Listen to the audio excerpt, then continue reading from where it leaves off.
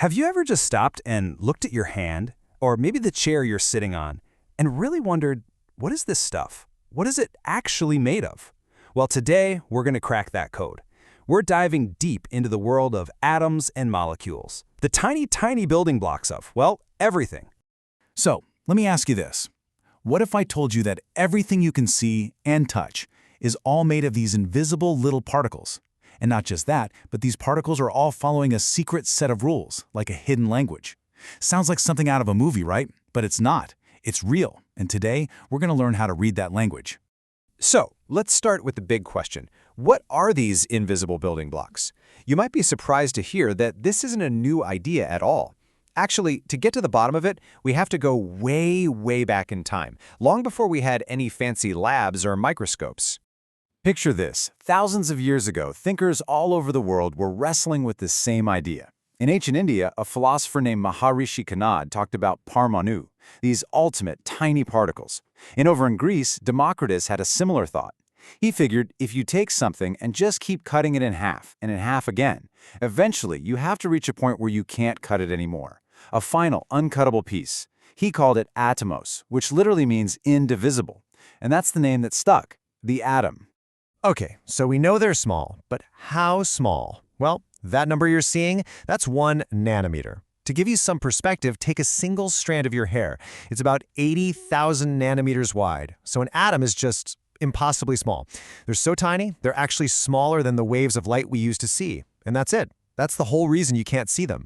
They're just too small for light to even bounce off of properly for our eyes to register. Now, here's where it gets really cool. These tiny particles aren't just bumping into each other randomly. Nope.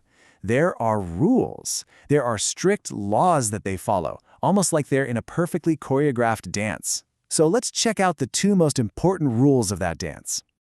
First up, we have the law of conservation of mass. This one's pretty straightforward. You can't make stuff appear out of thin air, and you can't make it just disappear. If you start a chemical reaction with 100 grams of stuff, you're going to end with exactly 100 grams of products. The matter just changes form. It doesn't vanish. Then there's the law of constant proportions. This one's like a universal recipe. Take water. No matter where you find it, your tap, a river, a glacier, the recipe is always the same. By mass, it's always 1 part hydrogen to 8 parts oxygen every single time. So for a while, scientists knew that these rules existed, but they didn't really know why. That is, until a guy named John Dalton came along. He had this brilliant insight. He realized the reason these rules work is because matter is made of those distinct whole particles, atoms. It makes perfect sense, right? Atoms have to combine in simple whole numbers because you can't have half an atom joining a reaction. And just like that, Dalton connected the dots, turning an ancient philosophical idea into the foundation of modern chemistry. Okay, so atoms combine in these fixed, predictable ways. But how? How does a hydrogen atom know how to connect with an oxygen atom? What gives them the special combining power? The answer to that question has a name: valency.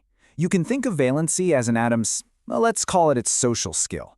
It's the number that tells you exactly how many connections or bonds an atom is able to make with other atoms. And honestly, the absolute best way to picture valency is to think of them as an atom's hands. It's a super simple analogy, but it works perfectly. A hydrogen atom, it's got 1 hand. It can reach out and grab on to one other thing. But an oxygen atom, well, it has 2 hands, so it can hold on to 2 things at once. So let's look at a few common examples. As you can see here, hydrogen and chlorine each have 1 hand. Oxygen and magnesium have 2, and aluminum has 3. This one simple number, this number of hands, is the key to everything. It's what's going to let us write out those secret chemical codes. All right, we've got the particles, we've got the rules, we know about their combining power. Now it's time for the really fun part.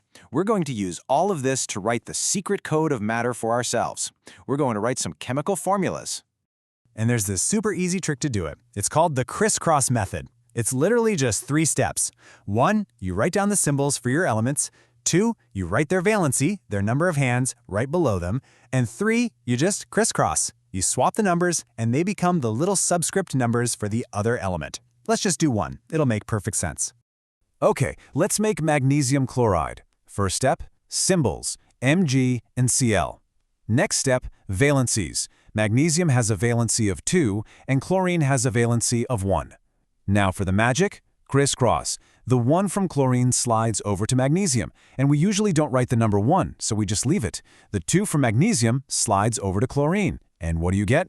MgCl2. See? That's it. You just wrote a chemical formula. All right, let's try one that's just a little bit trickier. Let's do calcium hydroxide. So calcium, or Ca, has a valency of 2. And this hydroxide thing, OH, it's a group that acts as one unit, and it has a valency of 1. We do the same thing, crisscross. The 1 goes to calcium, no problem. But the 2 from calcium needs to go to the entire OH group.